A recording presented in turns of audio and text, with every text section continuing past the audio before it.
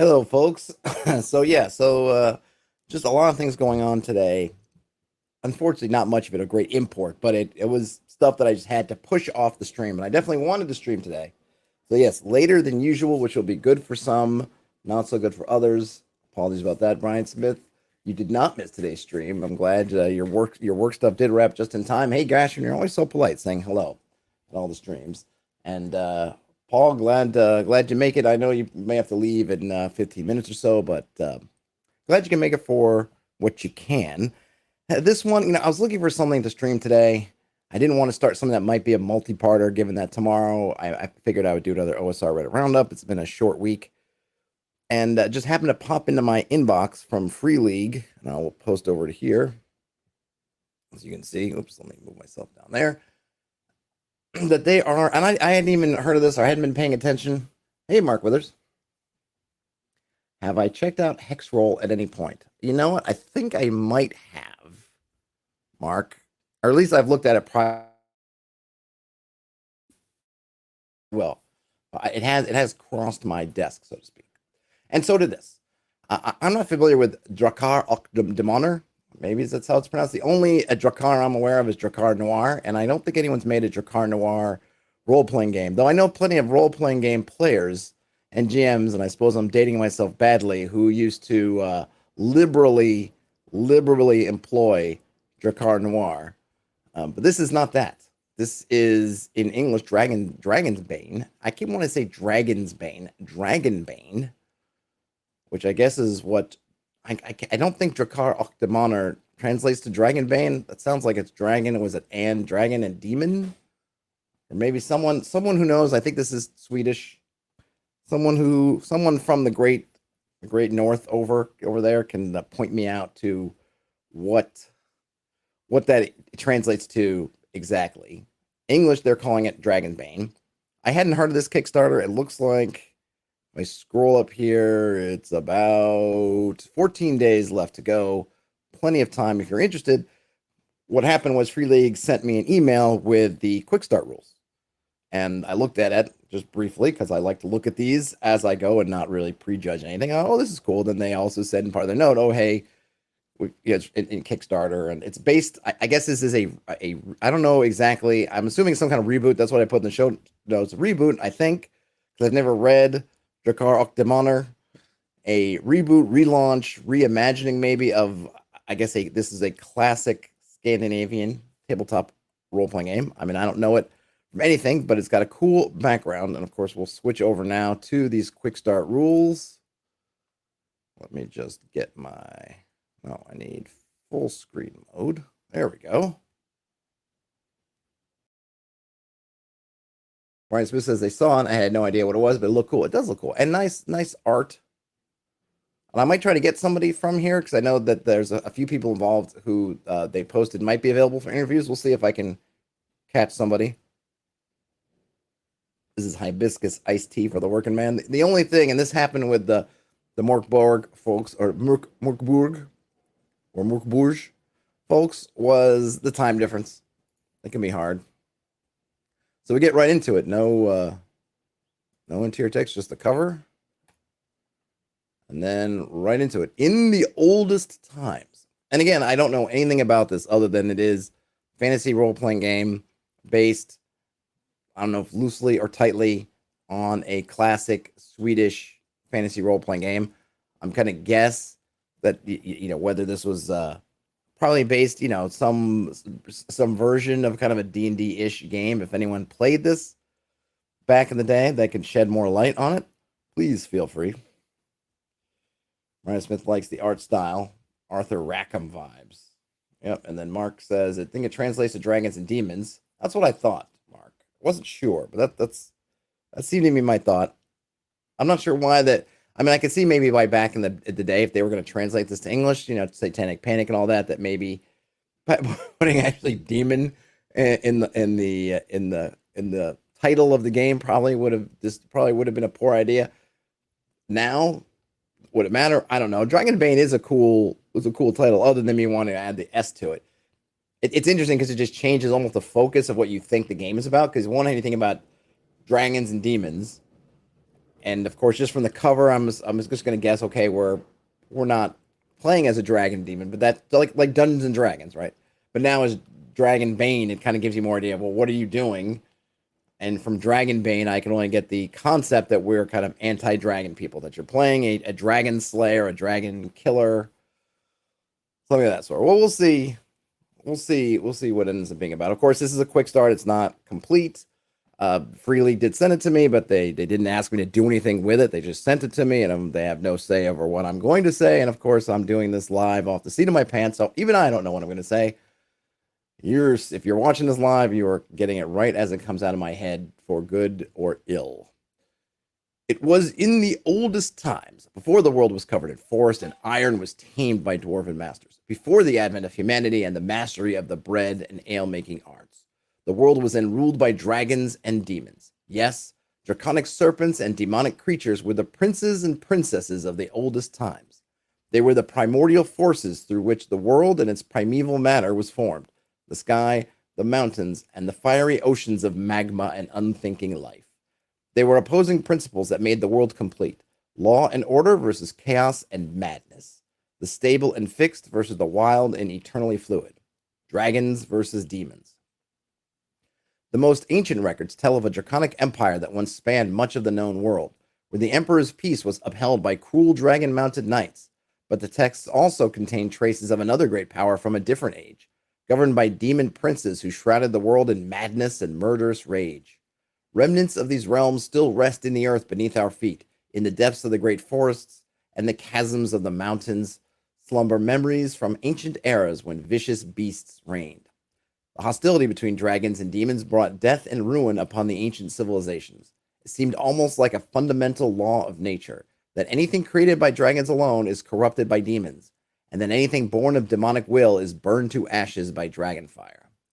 However, this basic and incontrovertible truth also gives cause for hope, for it created the conditions which allowed other nations to be born, where humans and other kin have been able to flourish and go their own way. But the ancient guardians of order and destruction will never leave the world to its fate. As sure as night follows day, the time will come again when dragons and demons fight for power over humanity, nature, and the eternal mysteries.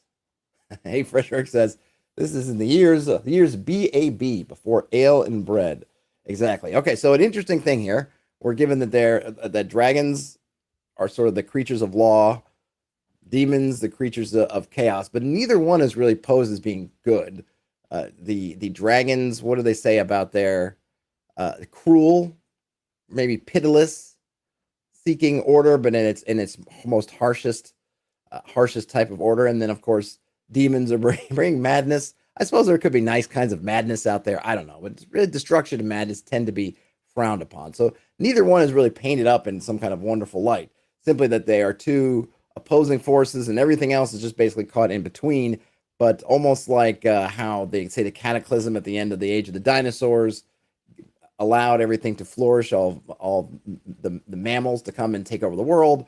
So too in the cosmic destruction, I guess, of the whatever epic battles between those two opposing forces, left everything wide open and fertile ground for the present, I'm guessing, ye old fantasy races to fill. But of course, they'll be back. Ryan Smith says, humanity's stuck in the middle, as always. Clowns to the left of us, jokers to the right. Here we are. Welcome to the quick start guide for the Dragonbane RPG. I so much want to put the S in there. Oh, it hurts me.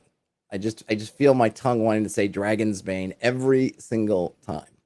This PDF contains a condensed version of the game's core rules, as well as pre-generated player characters and the adventure Rittermound, ready to play. You can print out this PDF or play directly from a computer or tablet. The players. All players except one portray adventures in the world of Dragonbane. These individuals are called player characters. You decide what your player character thinks and feels. Okay, I'm going to skip some of those because I think, look, we're advanced. We're advanced enough here to know what it means to play a role-playing game. Most of the rules of this game are written in the second person, i.e. speaking to quote-unquote you. All rules that apply to you also apply to others in the game, both player characters and NPCs, unless expressly stated otherwise. Okay, so we know what a game master is, right? And we don't need the thing on how to start playing, but that's good because this is a quick start. So presumably they're going to give this away everywhere to everyone, hand them out like hotcakes at cons. I imagine maybe. You know, you ever go to the when you? I mean, not that I've been to a ton of cons. I've only been to a couple, but you know, all the vendors, they usually have some kind of freebie stuff that they'll have stacked on their tables to give away. I am sure at the next cons, I'm guessing you'll be able to snag these. So it's good that they're making it very accessible and approachable for folks who may be wandering in from some other part of the con and not be super role players. There are 6 playable kin in Dragonbane: human, halfling, dwarf, elf, mallard, and wolfkin. Ooh, please tell me mallard is a duck person. Each kin has an innate ability that no other kin can learn. The pre-generated player characters at the end of this PDF all have their innate abilities described. In most cases, using such abilities requires willpower points, which we will learn on the next page. We also have profession. So this is all about our player character, okay, by the way. So we have a kin, which is you'll be your race, your species, whatever. Each of these has an innate ability that nobody else can use, but you can't just use it for free. There is a cost. Second, you have a profession. All the player characters are adventurers, but you have learned a thing or two before the game begins. Each profession has a profession ability that no other profession can learn. The pre-generated player character, okay, so basically, yes, all the pre-generated player characters are going to have their things. So you get a kin, race, species, whatever you want to call it. You get a profession, the job you had before you became an adventurer. Each one of these gives you something unique to that thing that no other things have. So each kin has something unique. Each profession has something unique. On to the attributes. They're going to look pretty familiar: strength, constitution, agility, intelligence, willpower, and charisma. So the one thing is, it looks like willpower is your stand-in for, instead of wisdom, we've got willpower. Brian Smith says, ooh, that it is a duck person. Ah, that's what caught his attention. A Darkwing duck looking dude. Cool. I'll be interested in seeing it, though. I would more go to Howard the Duck before Darkwing Duck. Just that's where my mind goes. But Darkwing Duck is cool enough. Derived ratings. So we had our attributes, basically the standard D&D style attributes. And then we have ratings that are derived, I'm guessing, from those attributes: movement, damage bonus, hit points, willpower points. So hit points, I think we understand pretty much. It's the D&D, basically your D&D style hit points. But willpower points, this rating is equal to your willpower attribute and specifies your maximum number of willpower points. Willpower points are used for magic as well as innate and profession abilities. Willpower points are recovered in rest. This is something that I've kind of done with my own game, though I use like a different kind of system, but I like it in my game, and I'm liking it here, at least at first glance, is that there's basically one pool that you use for everything. Something that bugs me in something like 5th edition is when you have different classes and they have different pools, and then you could potentially have a class and maybe even your race, species, whatever, that have different pools, or maybe you multi-class and you have 3 pools. Whatever it is, I don't like all that. Like, why not just have one pool?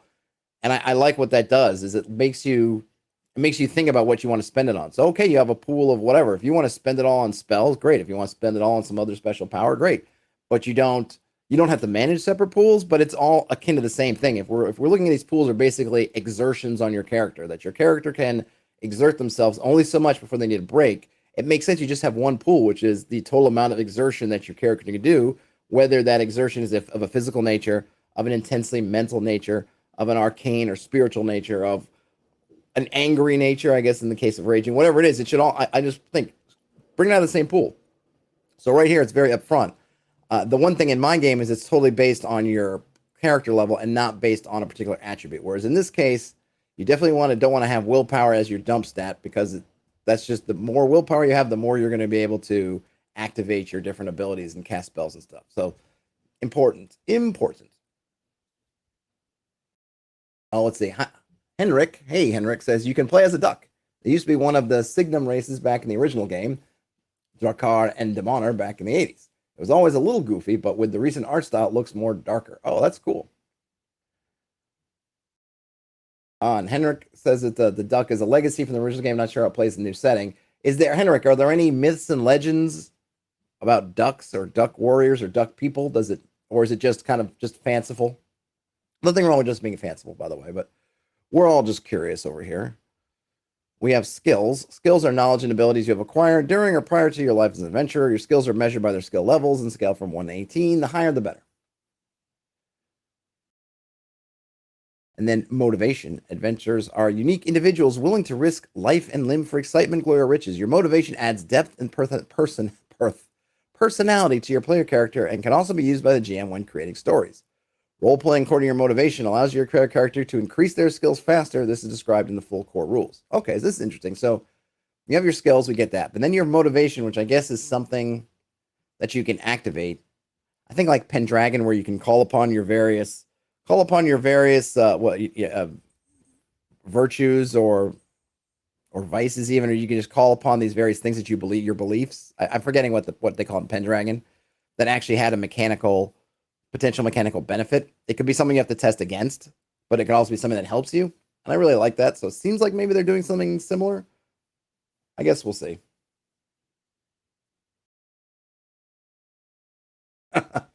Henrik says they used to have white ducks as merchants, brown ducks as warriors, and black ducks as pirates. Ah, beware the black duck. I'm gonna have to mess around with Midjourney, and I've also been dabbling now in Stable Diffusion. I'm gonna have to throw in some black duck pirates, mallard duck pirates, and stuff, and put in some prompts. See what I get. All right, we've got gear. I'm gonna skip over. We've got gear. Encumbrance. It's they're not counting stone or gold piece weights or anything like that. You just can carry a number of items equal to your strength, rounded up in your inventory without difficulty. You can have up to 3 weapons at hand, and then you can have helmet, armor, and shield. And those don't count towards your encumbrance, presumably if you're wearing them. And you don't have to count individual ammunition, individual pieces of ammunition. A quiver or a pouch of sling stones count as a single item. As long as you have the item, you can use your weapon. Okay, that's an interesting way. So they're not even doing a what was it called? And a usage die. They're basically saying as long as you have the quiver on your back, you've got arrows. So magical referring quivers. It's not to my taste, that style, but I get it. And it's kind of fun. You can always just throw your. I mean, I know that from a balance perspective, I'm not of this type. I know some people feel like, well, why should the ranged person get penalized because a melee person doesn't have to count swords? Like, well, you make that choice, right? That's how I come about it. But it's cool. This will lighten if they felt that was a burden counting arrows or quarrels or sling stones, then that burden has here been lifted. And then really heavy items can count as more items in terms of your encumbrance. Tiny items that can be hidden in a closed fist, or small and light items that can be hidden in a closed fist, are called tiny, and they don't affect your encumbrance at all. And then coins, single coins count as tiny. And then if you're over 100, then they start counting as items. And then if you're over, and you have some over encumbrance rules. I'm kind of blowing through this a little bit just because they got encumbrance rules. It's kind of neat to see in general how they work, but I don't think we need to get in the weeds, do we? Okay, here's going to be important stuff. Roll the dice. In Dragonbane, there are 16 skills in total, not counting the schools of magic. The skills are described in detail in the full core games. This quick start just briefly explains how to use them. When using a skill, first describe what your player character is trying to achieve, then roll a d20. A result that is lower than or equal to your skill level means that your action succeeds. And remember, we were going from low to high. So you want high skills, obviously, so you can roll beneath them. If you roll a 1 and a d20, you're particularly successful, and that is called rolling a dragon. In combat, a dragon roll has specific effects, increasing the damage of an attack, for example.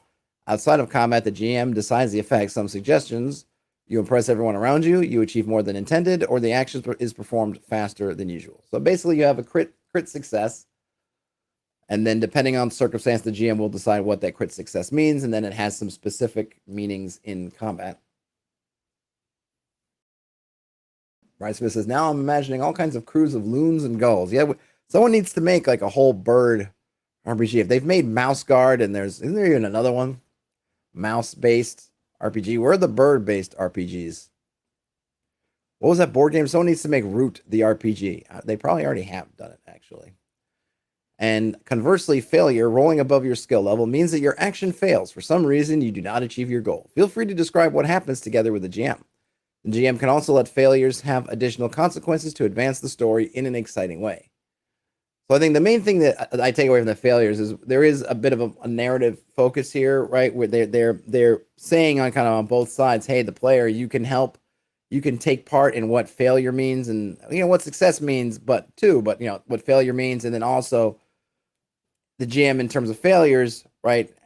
Consequences to advance the story, which is implying kind of a fail forward-ish type mentality.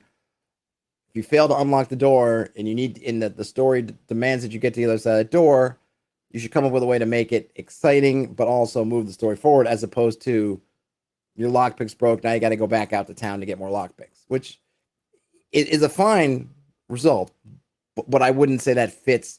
If the criteria of what's a good consequence is exciting and moves the story, advances the story, that's not it. Though it may be more verisimilitudinous in terms of demonstrating the realities of the world, which is sometimes you got to leave and come back. Sometimes you got to get new supplies. Oh, Brian Smith says that they did make a root RPG. Maybe I'll have to find that and give it a read through sometime. If you roll a 20 on the D20, it's called rolling a demon, and means that the roll fails regardless of your skill level and other circumstances. Rolling a demon also means that the roll cannot be pushed, which is an optional rule. But notice there weren't no other disadvantages there. No fumble table, nothing else. It's just you fail. That's right, Brian Smith. If you're playing the verisimilitude home game, take a drink. I don't actually say it enough for it to be a home game. There's got to be some phrase someone's got to think about that I say a lot that we can create a drinking game about. Boons and Banes. Normally, the GM does not assess how difficult an action is. You only roll dice in challenging situations, period. But sometimes the GM might want to underscore that external factors either help or hinder an action. You might then get a boon or bane to your roll. In both cases, you roll 2d20s, but only one result counts. We're talking about advantage and disadvantage, which is fine.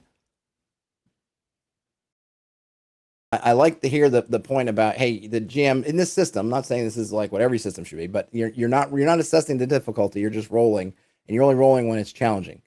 If it's not challenging, you shouldn't be rolling. And if presumably as the GM, you're reaching to have people roll and there isn't something challenging about it, then maybe you should either make sure it is challenging or not roll. You'll see. So you can only have one boon or bane. I don't know why people haven't done stacked rolling. What is the problem with people? I don't understand why no one's done this, because I've looked at the math in any dice, and maybe I have it wrong and I don't know the odds, but I feel like it works pretty well if you let people roll multiple 20s and then just take away your advantage or disadvantage. I get if you have one of each, they subtract, but why not if you had two advantages and one disadvantage? Might you roll? You end up rolling 2 dice again, because I don't understand why they don't do something like that, or just say roll all the dice. If you have one advantage, one disadvantage, you roll 3 dice and you take the middle one. Since you lose the high one, you lose the low one. I mean, don't understand why more systems haven't done that, as opposed to always going with the flat. You can only have one. There can be only one. I don't know. Only one chance. As a rule, you only have one chance to succeed with any action. Once you have rolled the dice, you may not roll again to achieve the same goal. You need to try something different, wait until the circumstances have changed in a substantial way, or let another player character try. This rule does not apply in combat. It might be kind of fun if that did apply in combat. Like if you swing and miss, you can't just swing again. You have to do something. I almost feel like that might be interesting in some way, even if it just means you have to make a move. You have to shift over, because what that means is if you take actions, it puts so the interesting thing is a thought experiment. If you had in combat, basically in all things, and if you just fail at an action, and this would be where having a mixed kind of a partial fail would be great, because maybe in that circumstance you could kind of push your luck or something where you could stick around. But if you fail, you have to do something with different circumstances, which means that if you are, and let's say in other non-combat scenarios, I think the idea is that when you say I picked the lock, that's really not just one attempt to pick the lock. That is some amount of time in, if we go by vanilla kind of OSR timekeeping, you might say that's 10 minutes for doing your preparation, doing it. And that's your best efforts. And at the end of that 10 minutes, you're kind of going, I can't get it. And the idea is, well, that was your best effort. That was the culmination of all your attempts, all your looking at the lock, all your eyeballing and doing whatever. That's it. So you're not going to get better than that. The only way you're going to be able to get a chance to have another roll is when you figure out some other angle. Someone else does something. You get a different. You remember you have another tool. Whatever it is, somebody figures out a way to look at it, or you just leave it alone. And I get that, and I think that that works. But then here they make the point of, hey, don't do this in combat. But I wonder if in combat it wouldn't make things really interesting, because if you had to do something, you had to move, you had to aid a comrade, you had to kind of try to shift it around. Maybe, hey, you hit that guy and it doesn't go. Maybe if that guy gets hurt or something else happens, that would kind of alleviate it. But you have to figure out something else to do. Is really interesting. I think you'd have to make sure that the system moves kind of that there aren't too many of those, and that things move kind of quickly. But I almost feel like I would like to try that in sort of a one-shot house game. If you just do something and it fails, you have to figure out a way to change it, even if it's just moving. And why I say moving a lot in terms of combat is I don't have this problem so much in the OSR, though it can still happen. It definitely can happen a lot in fifth edition, in which the battle lines basically join up and then nobody moves. It's just and then one side goes down and the other side moves on and keep going until the end of the combat. But if suddenly you have to move, so if you're the fighter and you're holding the line and you know that you have the squishy magic users behind you, but you're blocking the 5 foot tall or the 5 foot wide area or whatever, the access to that you've kind of gotten on lockdown. If I'm going to roll and attack this guy and I miss, that means that I can't attack him again, and I may have to move to get in a different angle, right? Then I'm giving up my defensive position. So I need to think about what I'm going to do. Maybe that might even think, well, I better take an all-out defensive action, or I might do something else. I might need something. And conversely, for your enemy, I can't just beat up on that fighter. I got to figure out something else to do, which you'd think, well, that's in favor of the fighter. If I sit there and I go full defense and I say, I'll take -8 to my attack so I can have +16 or -16 in my armor class, whatever, however you want to do it, great. But then if the creature has to change its tack, maybe the rogue is over to the side, and now the creature's going, well, I can't hit this guy yet, so I'm going to take out that rogue. Or the creature goes, well, you know what, this guy's in front of me, but I have, super tongue attack where I can reach 15 feet across, and I was just going to save it, but now I'm going to do that, or I'm a dragon, I'm going to breathe, something that maybe doesn't require anything. It really might do some neat things with making things super dynamic, though could get too chaotic. But I'd like to, I'd like to try to give that a shot sometime. All right. So back to this. Didn't mean to get sidetracked, but that's what happens. We have an optional rule, sidebars like this one. Okay, so this is the sidebar telling us that there will be other sidebars. It's the optional rule telling us that other optional rules will come later, all in this kind of green text. And I really like the layout too. I like the art. I agree with Brian Smith. I like the art style. Very clearly, everything's very clearly laid out. Opposed roles. Sometimes you must beat your enemy in an opposed roll to succeed with an action. This means that both you and your adversary roll dice. For example, opposed rolls are used when you try to persuade or elect an individual or sneak past a watchful guard. In combat, it only counts as an action for the active party. If your roll fails, your action fails as well, regardless of your opponent's roll. If your roll succeeds while your opponent fails, your action succeeds. If you both succeed, your action succeeds if the rest of your roll is lower than or equal to your opponent's result. This is interesting. So their opposed rolls are not versus the other person's.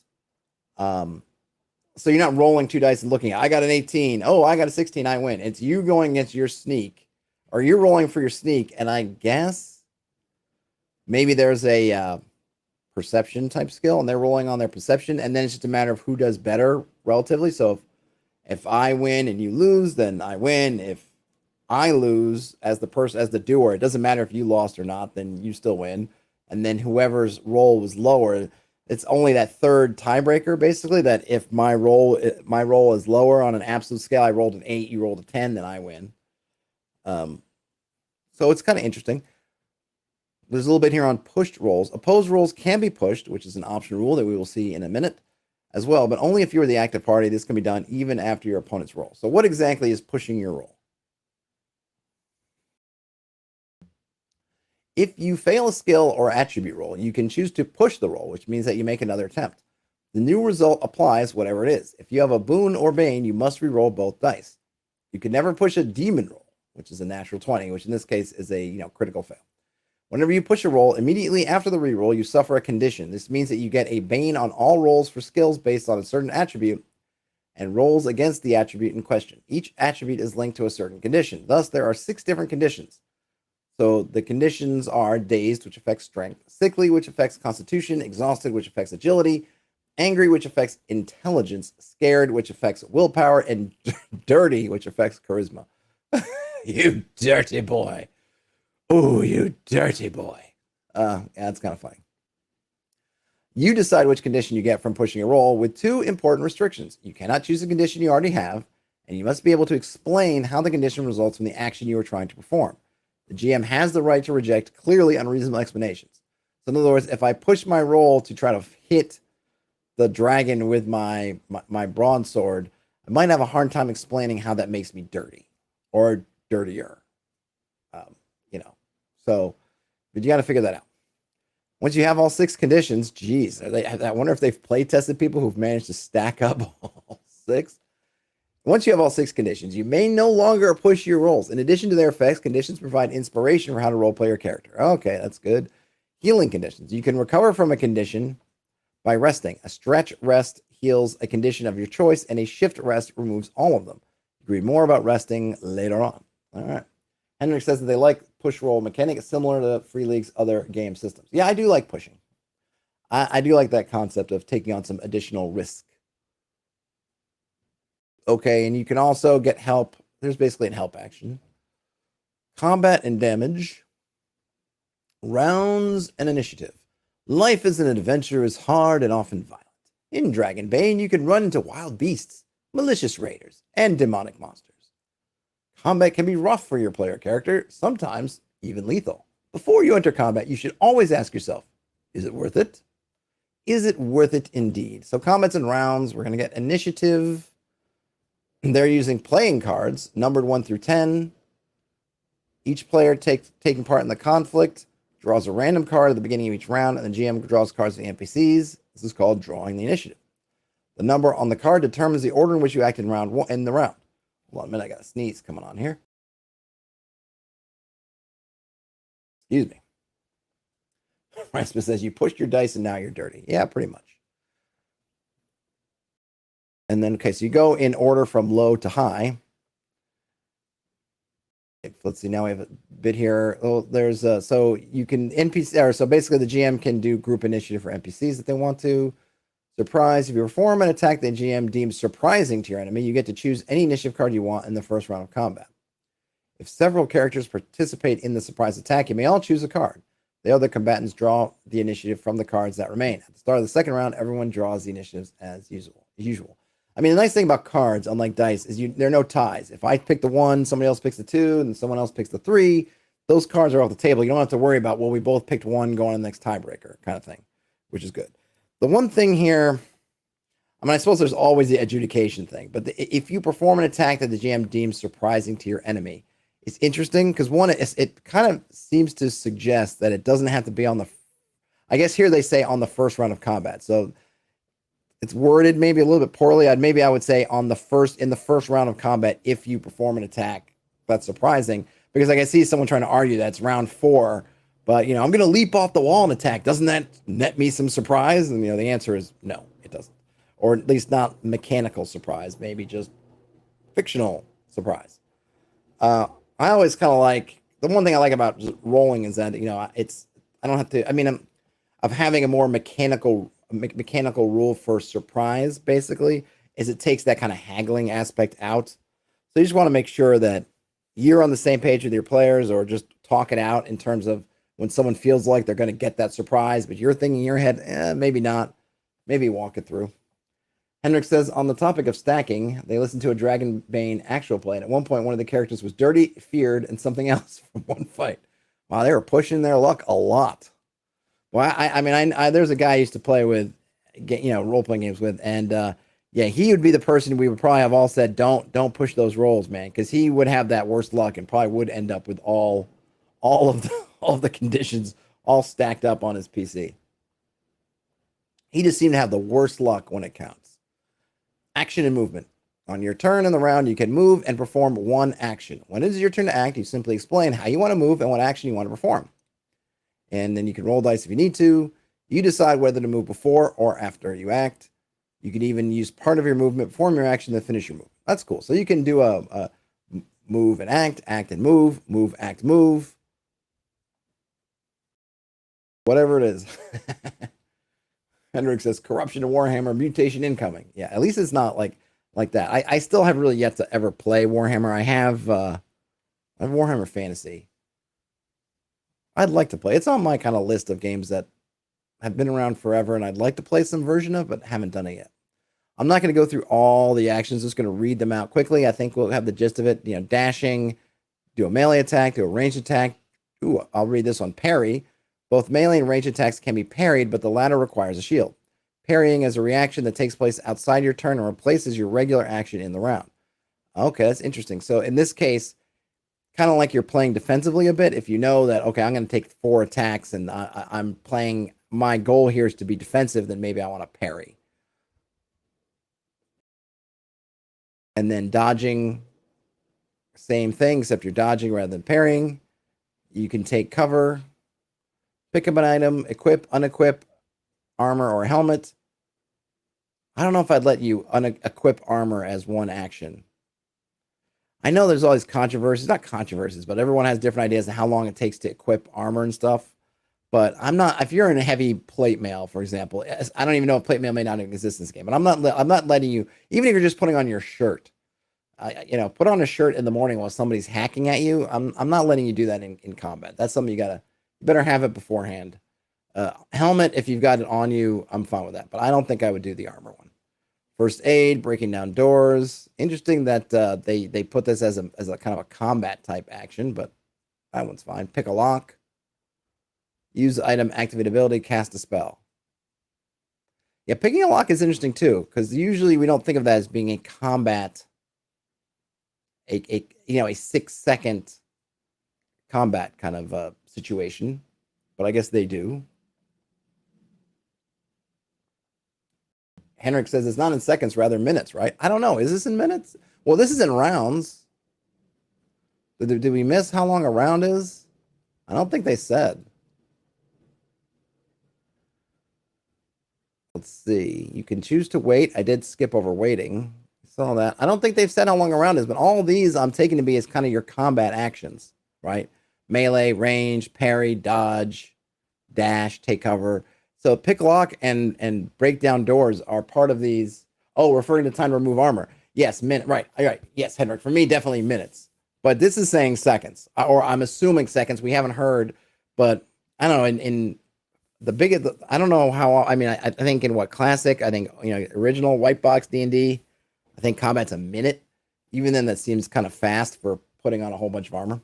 But yeah, I would not have that be a seconds thing. I wouldn't have pick a lock be a seconds thing either. I think at that point, if you're in kind of combat rounds, you're trying to get through a door, I think you just break down doors your option. Picking a lock is for when you have a little bit more time. You just don't have that kind of finesse around. Or it's like you're taking up combat, like your whole combat as the rogue is picking that lock and everyone else is doing other things.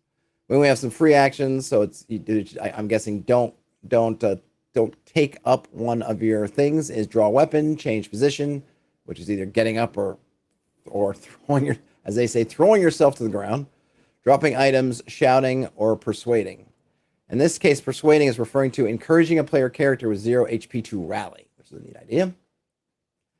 Henrik says, I think the rounds are a couple of seconds in Dragonbane. Yeah, that's probably not enough for me to say you can pick a lock or put on your plate mail. We have movement. You can dash. You can stand or crouch. You can cost half your movement to get through a closed but unlocked door. Can't move past standing enemies who want to stop you. This is kind of cool. So they're giving you kind of a blocking area. So you don't have to be necessarily directly in the way. A human size, so a medium-sized humanoid blocks basically 2 by 2 meters. Monsters can block larger areas. To move past the enemies blocking the way, you must first bring it to the ground or reduce it to hit points to 0. You can pass through friendlies. 2 by 2 meters. So what? That's because I know it's not 5 foot square, right? Because a meter is like 3 and 3.5 feet, something like that. 3.3 feet. I'm guessing. So that's 3, right? Is that right? 3.3 times 2, 6.6 times 6.6. So I guess it's close to 5 by 5. A little bit more. Flip the initiative card. Once you've had your turn around, you can flip the initiative card face down. All right, it's just a way of making sure you can communicate if you're playing in person, basically. But I'm done. I'm guessing that roll 20 and all that stuff have all those things have cards that you can use. Hey, Henrik, sorry. Thanks for joining. Sorry you had to go. Good night. Thanks for smartening me up as we went. We will miss you. We will miss your guidance going forward.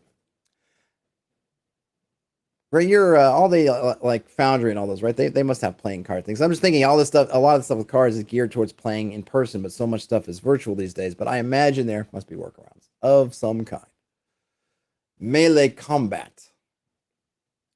Damage bonus. You can have 3 weapons at hand. Strength requirement, grip. That's whether a weapon requires 1 or 2 hands. If you use a one-handed weapon but hold it by 2 hands, it decreases the strength requirement by 3. So there are strength requirements for weapons. We already heard about critical hits. There are long weapons. Attack with a weapon with the feature long, such as a long spear and a lance, can hit enemies up to 4 meters away, 2 squares. With such a weapon, it is also possible to attack past a friendly combatant and hit an enemy on the other side of that person. I like to try to have my players remember that, because I use that attacking from the second rank, essentially, so you could have a guy with a pole arm in that second row or a long spear or something, and then they're jabbing over the head of the people in front, which means that if your wizard, your whomever, rogue, or somebody is not likely to get, let's say in a rogue's case, not likely to get their backstab, maybe they don't have any spells, they're trying to hold on to their spells, they can still be useful. They don't have to get into melee. They can get behind one of the fighter types and get a long weapon and poke over the top. Let's see. If you have a critical hit, your weapon inflicts double damage, excluding the damage bonus. You immediately perform a second attack against the same or another enemy. Oh, you choose one. So you can either choose to do... So if you critical hit, you can either choose to do double damage, perform a second attack against that same enemy or one next to it, or basically reduce the effective armor to 0. But you can only do that if it's piercing. If you're doing piercing damage, which is an optional rule, having the piercing stuff. That's kind of cool that you on your having different critical effects for... I'd have to think about that. That might be something I would steal. Because when you think about differentiating weapons in, say, a BX or white box system when they're all D6, and I've thought about different ways to do this. I've seen some different things to do it, but this is interesting that if you have a piercing weapon and you do a critical hit, you basically ignore armor. Though, of course, armor in D&D isn't damage reduction. So you might have to think about what does that mean? Or maybe then you think about, well, what would a bludgeoning do? Maybe a bludgeoning would stun them because you knock them in their noggin and they've gone loopy for a round. And then if it's slashing, maybe it opens up a big cut or something. You'd need to ponder it depending on what you're doing, but it's kind of neat. Parrying is a reaction, so you commit to a parry on your turn, but the actual thing happens on the attacker's turn. Durability: if your parry succeeds, the enemy's attack hits your weapon or shield, you suffer no damage. However, if the damage exceeds your weapon's durability, the weapon is damaged and all further use of it suffers a bane. That's kind of cool. And I suppose if you got 2 banes, this just broke. If you carry a shield, you can parry with it instead of your weapon. There's no skill for shields. Instead, you can use any strength-based melee skill to parry with a shield, except for knives. Piercing attacks can never damage a parrying weapon or shield. So that's kind of the flip side of, right? Maybe you get to be precise, but at the same time, you're not, you're just poking at the shield. Probably not going to do too much damage. Monsters, as a rule, monster attacks cannot be parried unless otherwise specified. And then the alternate thing you can do if you're trying to be hard to hit is to dodge. Dodging also a reaction. If you dodge, whether your attempt to dodge succeeds or not, you always fall to the ground and cannot get up until your next turn. On a successful dodge, you may, if you want, move up to 2 meters in any direction. This movement does not give anyone a free attack against you. So on a failed dodge, you're basically going to flop to your feet where you are. If you succeed, you can you're jumping to the side. But are you exposed if you've flopped? It doesn't seem like there's a bonus to hit you. Remember, this is quick start rules, so some of this stuff is not going to be in here. It's going to be in the core books. But I would think you would get boon to melee attack somebody who's laying at your feet. That's just me. That would clearly, to me, be a boon. Ranged combat. We're taking some of the weight. Excuse me, boy. Sudden cough there. Hold on a second.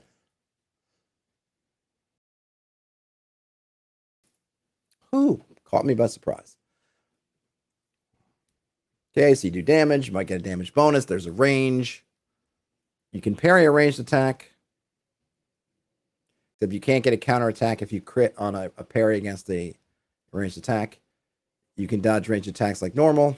And then you have a you get a Bane if your target has kind of partial cover, and I guess if they have full cover, you just can't do it at all.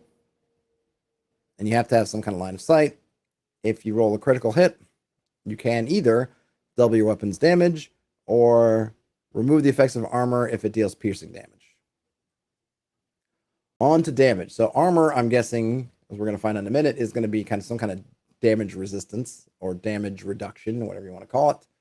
Armor. Wearing leather, chainmail, or plate armor can protect your body from damage. Equipping or unequipping armor counts as an action in combat. The armor you are wearing should be written down in the armor section, okay? You can only wear one suit of armor at a time.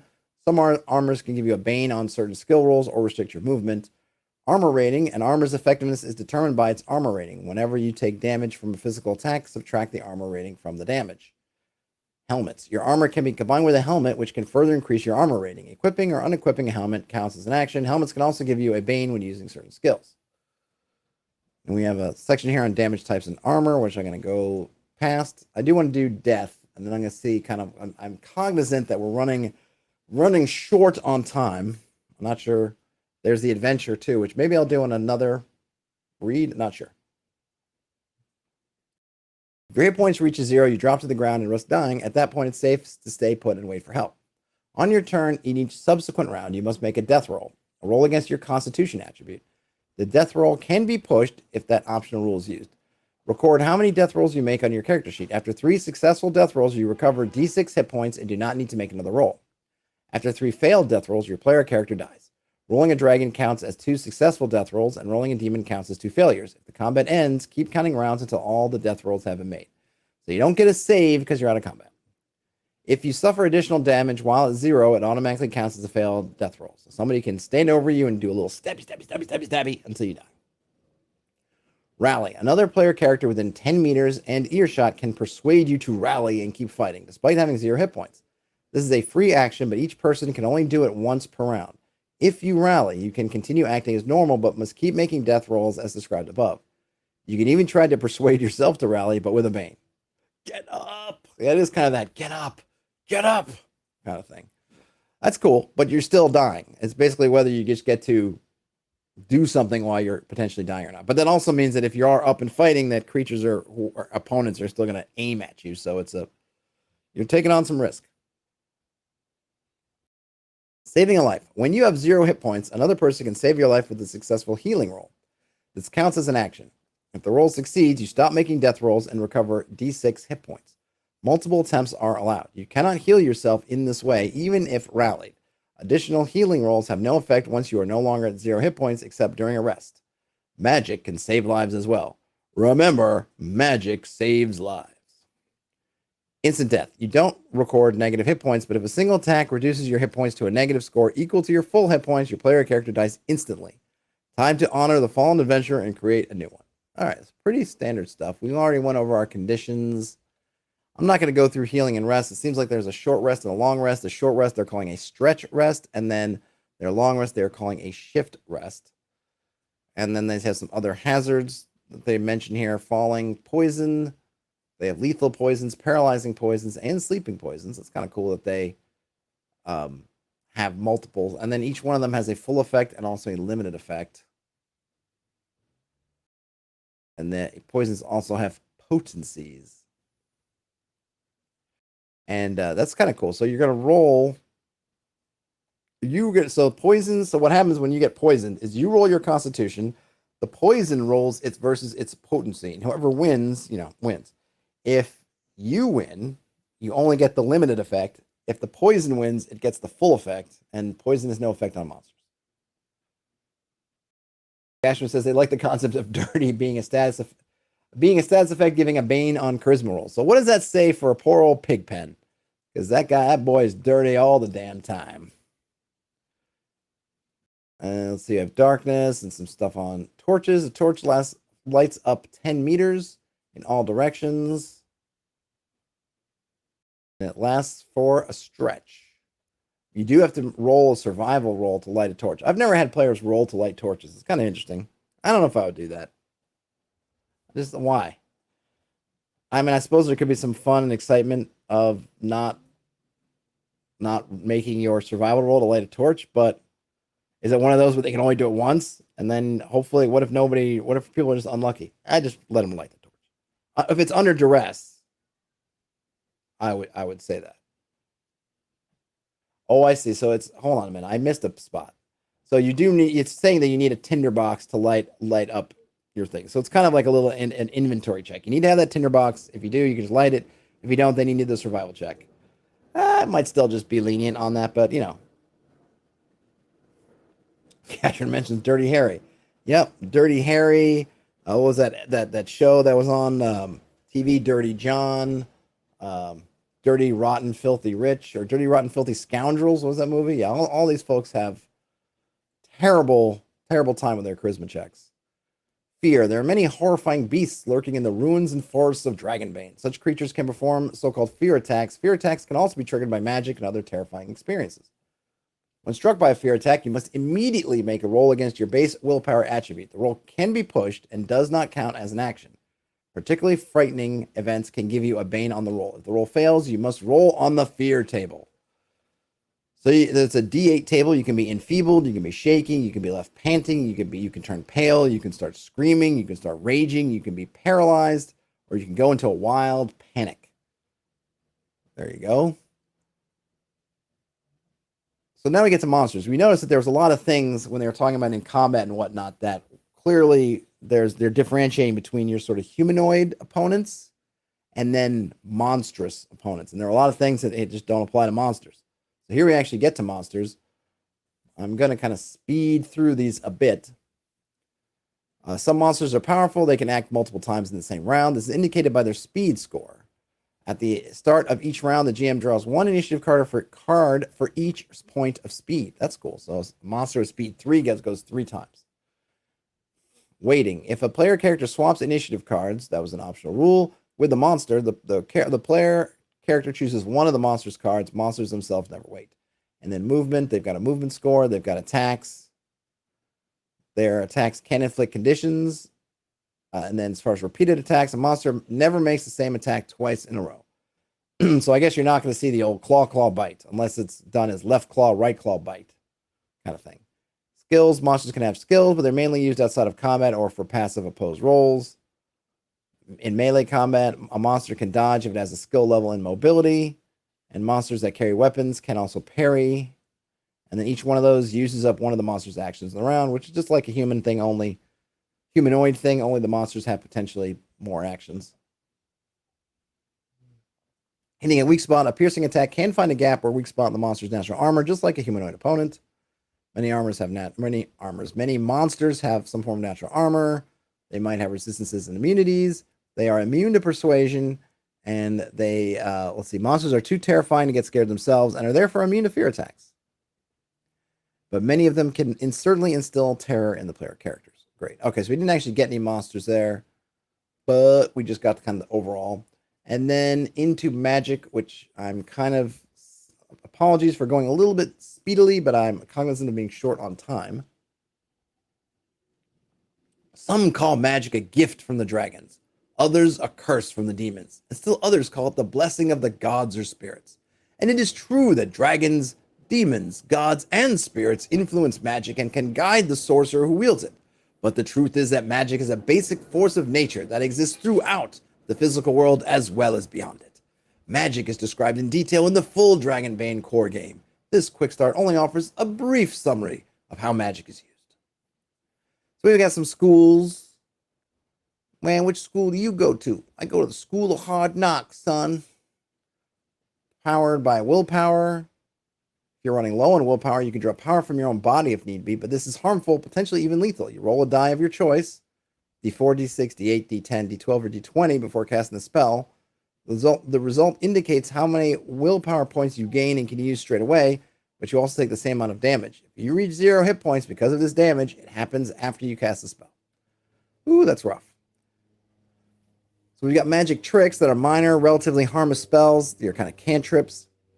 To cast the spell, you're going to roll for your skill level in the relevant school. If it succeeds, the spell has the intended effect as per its description. Otherwise, it has no effect. You can push the roll. Push the roll if you want. Magic and iron. Iron has an anti-magical effect, which means that you cannot use magic while in direct contact with iron or steel, except for tiny items. So you can't walk around all geared up in the heavy plate mail casting spells like you're going out of style. Power level of spell indicates how much power you charge it with. The power level ranges from 1 to 3. Casting a spell costs 2 willpower per power level. In other words, normal spells always cost at least 2 willpower, and magic tricks always cost 1 willpower. Why not just...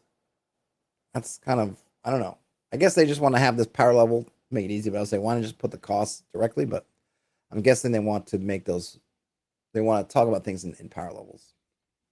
And not just say, things... 1 costs 2, whatever. It's just an interesting extra little step of math. I'm sure they just wanted to have those power level categories. Okay, to cast a spell, you must fulfill 1 or more requirements. Could be words, gestures, have a focus, or have an ingredient.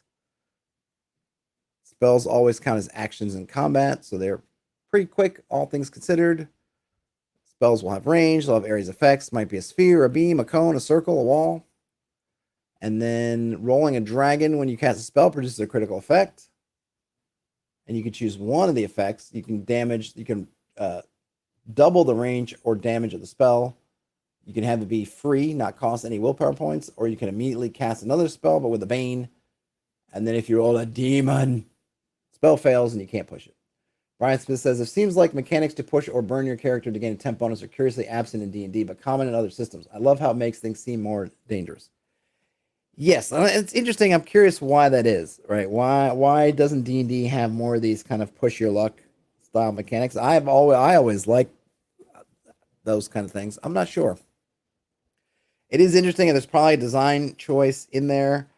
Maybe they don't want to have maybe they feel like they don't want to put a bunch of negative things in there. I don't know, because there's wild magic sorcerers do kind of have that push your luck thing, right? It does pop up now and again. I think the wild magic table, maybe the only one. I'm sure someone will point out some other ones where other instances in which you can get some kind of effect from trying to, take a chance, basically. But yeah, they don't get into those push or burn mechanics very much, indeed. They have tricks, ignite, heat or chill, puff of smoke. There's fireball, gust of wind. I'm just going to read one of these. I'll read fireball. Requires a word and a gesture. Consumes an action. The range is a 10-meter cone. Its duration is instant. The spell summons a great gust of... Oh, that's gust of wind. I meant fireball. Fireball, word and gesture. Takes an action. Its range is 20 meters. Its duration is instant. The spell sends a fireball to target as a ranged attack. If it hits, the fireball inflicts d6 damage. Each power level beyond the first increases the damage by d6 or creates another fireball that hits another target within range. So you can either make it stronger or you can kind of send out multiple fireballs, which is interesting. And it's a... Oh, I see. So this is why they're saying, right? So fireball at power level 1 costs 2. And then you can increase it up power level, so you can kind of empower your spell, or I guess in the D&D parlance, you can use higher level spell slots, so to speak. Brian Smith says, maybe once he doesn't want a self-harm style of play, and it makes the PCs seem more snowflakey, you don't want to hurt them. There's probably a bunch of reasons. I don't know if maybe they play tested it. I'm not sure. But yeah, I don't know. Let me see how big this Ritter Mound is. Not very big. Okay, I'm not going to read all of Rittermound. We'll just take a quick look. I'll read the, what would this be? The intro kind of text. Deep in the vast forest of the Misty Vale lies a burial mound called the Ritter Mound. It is a feared place, haunted by the undead form of a powerful knight in the Dragon Emperor's service. But the Death Knight is also said to be watching over hidden treasures. This adventure is designed to be a quick introduction to Dragonbane and its rules. At the end of this PDF, there are 5 pre-generated player characters for the players to choose from. The adventure is intended for 3 to 5 players plus the Game Master. So there you go. So it's very simple. It's just a single location. We got a map. And then you have some, if they leave the area to go heal or do something, there's potentially some encounters. We get some random events. If they, however much, after every, I guess, 10 minutes or whatever stretches, I guess that's 10 minutes, they're in a room, some events could happen. Nothing, could be a ceiling collapse. You could find the remains of a massacred goblin. That's so sad. They could get attacked by a giant spider. They could find some restless spirits. They could have a draconic vision, or they could find the Death Knight. And then the locations, we've got, it's very simple. You know, you basically two loops here. Where's one? So there's one is the burial mounds. This is this whole area, I guess. Two, you find the shaft, which leads down into here, I'm guessing. Three, you have an antechamber, some mound tunnels, the servant's crypt. We have stats for, I do like this stat block for the giant spiders. It's kind of neat the way it's laid out. And it looks like depending on what you roll to see what kind of attack it does, that's kind of cool. How much speed does it have? What's the speed? 2. So it gets 2 attacks every round, or actions every round, and then you can might roll to see what it does. So I guess that 2 would put it at basically your humanoid equivalent, right? Except it could do 2 attacks, right? Because you could either actions or move and do an action. In this case, if it's 2 actions, it can move and do one of these attacks, or it can do 2 attacks. Radel C says push was a big part of Forbidden Lands. Hey, Radel C. I still need to probably go back and finish Forbidden Lands or kind of wrap that up. DCC, Brian Smith says DCC leans in hard to the burn. Yeah, I would agree with that. Oh, there's Grub the Goblin. Grub the Goblin's a pitiful sight. Dirty. So does that mean boons on its charisma roll? Wild-eyed and panting hysterically. Wears battered and broken leather armor and reeks of fear and goblin bodily fluids. Ew. Does have a short sword. Does have some skills. Poor Grub. Also a family crypt, a guard house, the ladies' hall. And we got the lady. The lady is a translucent, faintly blue, shimmering phantom of a tall warrior maiden in full-length chainmail and gilded headband. Her face looks sad and dignified, but when she attacks, it contorts into a terrifying death mask with empty eye sockets. The lady is a monster, as per the rules of page 20. Now, I was wondering, because this is a quick start sort of venture, but it is a ghost, which is immaterial, and therefore immune to all damage except for magic and fire. And it can only be defeated for a limited amount of time before it comes back. But you can persuade it, unlike most monsters. Radel C says they don't know Symbaroum at all other than admiring the art. Do they utilize push burn in that system? I'm not sure, Radel C, but it's on my list. I do have the digital copy of Symbaroum and Symbaroum, the 5th edition version, and I do want to look at them. It's another one on my list because, yeah, the art is amazing. But I haven't looked at it yet, so I don't know. But maybe this will trigger me to finally go and pull that one out to do a read-through, or probably multiple read-throughs. Then we get to the Dragon Knight, which has a Death Knight, also speed 2, so they're not going to be doing too many actions. I do like these random attacks, but it does mean that you're kind of, as the GM, if you're creating monsters in this vein, coming up with 6 attacks could be tough, but it's interesting that they let them be. You get to have some fun with it, right? So one of them is Phantom Strike. This is for the lady. Freezing Hand, the Ghostly Shriek, Gaze of Death, Spectral Embrace, or the Icy Grip. So you really can have some fun. They don't have to be really totally different, but I think the idea here, implied in these examples, is to kind of have some fun and play into the themes of what kind of monster this is, and really kind of, make it interesting each time one of these attacks go off. The Death Knight has a Power Strike, an Unholy Roar, a Hand of Death, a Sweeping Attack, a Paralyzing Cold, and Visions of Death. I like all the exclamation points too. It adds a little something to it. And there we get it. Now, before I go out, I do want to take a quick look at these character sheets because they tell us quite a bit about what's going on. So this character is called Archmaster Eodon, or Eodon. They're a human. Their profession is a wizard elementalist, and their motivation is, I love and fear fire. Interesting. So you're pretty much your standard pyro player character. And they've got their abilities in scale and spells, adaptive, magic, fireball, pillar, gust of wind, heat slash chill, puff of smoke, and ignite. That seems to be pretty much all the spells that were in the book. They have their skills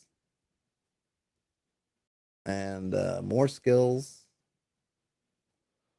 And they have their magic school, their elementalism, which is based on their intelligence. And they have their willpower points, hit points, which you can track there. You have some nice armor things down here, weapons over here, your inventory, your stuff. It's a nice clean sheet, I think. There's a picture of Archmaster Eodan. You also get Orla Moonsilver, who's an elf hunter. The minions of darkness will die by my arrows. That's her motivation. Let's see. She's got animal kinship and inner peace. There's a picture of her. Oh, inner peace. As an elf, you can meditate deeply during a stretch rest. You then heal an additional d6 hit points and d6 extra willpower points, and can recover from an additional condition. You are completely unresponsive during your meditation and cannot be awakened. So kind of a little bit of a different spin than the, we only need to rest 4 hours in the night. It's just you're getting extra resting, but you cannot be awakened. So you go to rest, you're resting. You're done. Brian Smith says, I love writing attack names down anyway. That's enough of a mechanic, just a cool name and a die size. Yep, pretty much. And then animal kinship, you can activate its ability when rolling for survival and then get a boon to the roll. You can also use the ability to turn an animal, not a monster, that you encounter into your companion. This takes a stretch. You can only have one animal companion at a time, and then there's more, but that's the basic part. So you get your animal companion if you want it. So it's definitely interesting because animals are not monsters. So we have this concept of monsters are really the unnatural things, or unnatural / supernatural. There's kind of your natural world, then your sort of supernatural and all that stuff. And the monsters are that cut above. And then Makander of Half Bay. They're a Mallard Knight. Ooh, here's the Mallard Knight. I seek honor, fame, and fortune. Their abilities and spells are ill-tempered and protector. This does seem kind of Howard the Duck. And I'll read the appearance for this one. Strong, sturdy, and stubborn. Waddling walk. Quick to anger when provoked, especially if someone insults his family or honor. Seldom smiles. I mean, if that's not Howard the Duck, I don't know what is. And there's the picture. Oh, I've seen this guy before. I think this guy's popped up on Google image searches or somewhere. Okay, well, now I know what it belongs to. This is the great Makander of Half Bay with the ill-tempered and protector abilities. And then we have Krisanna the Bold, halfling thief. I'm up for anything. The more dangerous, the better. Innocent face with shrewd, constantly observing eyes. And they've got ye old backstab, and they're also hard to catch. And then is this the last one? Yes. Bastin Bloodjaw. This is the Wolfkin Warrior. I seek out combat to defeat the most formidable adversary I can find. Fleeing is cowardice. And they have hunting instincts, and they are a seasoned fighter. Which one's kind of a dwarf? Halfling, Brian Smith. Notice the bear, though not fur-covered feet. I think they mentioned there's dwarves, but they didn't give us one. And there you have it. So that was, let's zoom up to the beginning, Dragonbane. I hope you all liked it. It was fun. I would, at some point, if I can ever get the free time and find some folks, I would love to do some one-shots and things just to kind of muddle through the systems, see what they feel like and play. I think that's interesting stuff. It's a quick start. I think they did a good job giving you the rules that you need to get going. The characters seem kind of fun. The adventure is simple, but I think it'll give you a taste of what you're doing. It's not, that's something I think you could easily play in one session. Though I like it that it's small, because I imagine if you were playing this as a session and you brought those rules out and you printed everything out, you're probably going to spend half your game night running through everything, the rules and whatnot. and answering questions and this, that, and the other, and then you actually play. So it's kind of good they didn't give something really expansive.